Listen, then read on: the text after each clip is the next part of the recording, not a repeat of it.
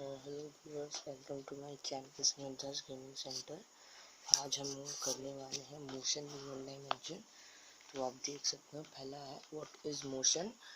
ये इसका आंसर है, a body is said to be in at motion if it changes its position with respect to its intermediate surroundings. देखिए, इसका मतलब है कि सपोज आप यहाँ पे देख, अच्छे से देखना, आप यहाँ पे हो, ठीक है, और आपका कोई दोस्त यहाँ पे है, ठीक है। तो आप उसे यहाँ से एक बॉल फेंक रहे हो, ठीक है। ये क्या कर रहा है, मूव कर रहा है। ये जो बॉल है ये मूव कर रहा है, उसके पास जा रहा है। ये देखिए, यहाँ से आप एक डिस्टेंस फेंके, यहाँ गया, फिर से नीचे हो गया। तो ये ग्रेविटी भी खींच रहा है और एनर्जी भी है। तो इसका मतलब क्या हुआ, जब यहाँ पे एनर्जी भी है, मतलब इसका एक मैग्नीट्यूड भी बन गया। पर दिक्कत ये है कि यहाँ पे कोई डायरेक्शन नहीं है। देखिए, यहाँ पे एक डायरेक्शन ऐसा जा रहा है, और मैं अगर यहाँ पे एक बात करूँ, डायरेक्शन ऐसा जा रहा है।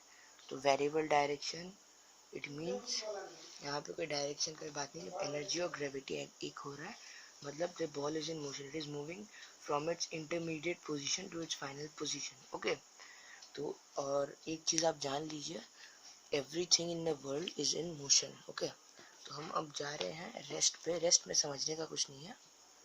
ये देख सकते हो स्केलर, ये देखिए, व्हाट इज रेस्ट। देख सकते हैं यहाँ पे व्हाट इज रेस्ट। ये देखिए, a body is said to be at rest if it does not change its position with the respect to its intermediate surroundings। देखिए, ये देखिए, फिर से मैं पढ़ के सुनाता हूँ। Body is said to be in rest if it does not change its position with respect to its intermediate surroundings। मतलब सपोज आपके सामने एक गाड़ी खड़ा है, वो उसका इंजन सब कुछ ऑफ है, नो एनर्जी सप्लाई, ठीक है। सो और गाड़ी आगे भी नहीं जा रहा है, पीछे भी नहीं जा रहा है। मतलब क्या हो कि इट इज़ इन रेस्ट। पर एक बात याद रखना, मतलब अर्थ जो है वो रोटेशन कर रहा है, रेवोल्यूशन भी कर रहा है। That means earth is in motion, it is moving. So everything inside the earth it will be always in motion. So there is nothing called final rest. That everything in the means inside earth and the other 7-8 planets is in motion, ठीक है। तो मैं इसमें कुछ समझाने का कुछ नहीं है, ठीक है। तो हम चलते हैं अब स्केलर और वेक्टर क्वांटिटीज में। तो रुकिए, मैं आपको यहाँ पे दिखा देता हूँ। हाँ, ये देखिए, स्केलर क्वांटिटी जो है, थोड़ा जूम को बंद कमा देता हूँ। देखिए, scalar quantity, these are the physical quantity which are expressed only by their magnitude, they do not have any direction. मतलब एग्जाम्पल्स भी दिया है, आप देख सकते हो यहाँ पे, स्पीड एंड डिस्टेंस। देखिए, इसको थोड़ा आपको समझाना पड़ेगा। देखिए, मैं एक फ्रेश पेज में आ गया हूँ। ये देखना, ये अच्छे ध्यान से देखना तो पूरा चीज़ समझ में आ जाएगा। स्केलर और इसका जैसे कोई मैग्नीट्यूड होगा, जैसे मतलब एनर्जी सप्लाइड हो रहा है, वैसे कुछ मैग्नीट्यूड तो उसमें होना है। अगर मैग्नीट्यूड नहीं हुआ तब ये स्केलर भी नहीं होगा। तो इसका क्या होगा, सपोज जैसे सपोज डिस्टेंस में पकड़ रहा हूँ, डिस्टेंस में नेक्स्ट पार्ट में समझाऊंगा, पर थोड़ा सा समझा देता हूँ। ये डिस्टेंस ए से बी तक ऐसे जा रहा है, तो इसका कोई पर्टिकुलर डायरेक्शन, जैसे यहाँ से अगर मैं पकड़ूँ तो ये, यहाँ से पकड़ूँ तो ये, वहाँ से पकड़ूँ तो ये, यहाँ से पकड़ूँ तो स्ट्रेट। तो देखिए, इसका कोई डिस्टेंस नहीं है, देख सकते हो। ये पॉइंट ए से बी तक वेरिएबल डायरेक्शंस लेके घूम रहा है। तो इसका, इसीलिए इसको कहते हैं डिस्टेंस। इसका मतलब है scalar. It has a magnitude, it means walking on the earth it and providing energy. ऐसे वो पैदल चल रहा है, गाड़ी से चल रहा है, एनर्जी तो लग रहा है। तो इसका मतलब है कि ये इसमें direction will not be a big factor.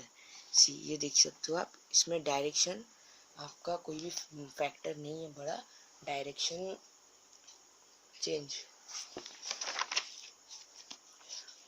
Then scalar vector quantity, these physical quantities require the magnitude as well as the direction or to express them vector quantities. These physical quantities require the magnitude as well as the direction to express them. Vector quantity मैंने आपको समझा दिया है. Example displacement देखिए, मैं आपको ये भी समझा देता हूँ. एग्जाम्पल जो है देख सकते हो, एग्जाम्पल डिस्प्लेसमेंट है. आपको अगर ज़रूरत पड़े तो आप कॉपी भी कर सकते हो इसको. ये लीजिए, कॉपी कर लीजिए वेक्टर क्वांटिटी. तो आप पॉज करके कॉपी कर लेना. टाइम हमारे पास थोड़ा कम है और 5 मिनट ही चलेगा वीडियो. ये आप देख सकते हैं वेक्टर ये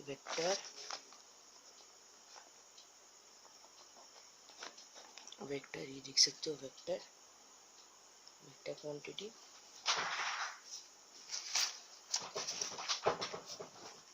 इसका मीनिंग है, देखिए वेक्टर क्वांटिटी, सपोज मैं एग्जांपल ले डिस्प्लेसमेंट, ठीक है. ये जो है डिस्प्लेसमेंट आता है. तो इसका जैसे मतलब डिस्प्लेसमेंट पहले बार, हाँ अभी हम लोग आएंगे इसमें. It's the shortest route travel. देखिए इसका एक डायरेक्शन है. डायरेक्शन जैसे स्ट्रेट जा रहा है, ये इसका डायरेक्शन है. ठीक है, ये इसका डायरेक्शन है, ये स्ट्रेट जा रहा है. तो इसका मतलब it has direction as well as magnitude, thus it becomes a vector quantity. मतलब वेक्टर क्वांटिटी में आपका डायरेक्शन भी अफेक्टेड होगा, मैग्नीट्यूड भी अफेक्टेड होगा. अब हम लोग आते हैं नेक्स्ट रो में. One dimensional motion, important point, one dimensional motion. ठीक है. When a body moves along a straight line path, its motion is said to be one dimensional motion. It is also called rectilinear motion.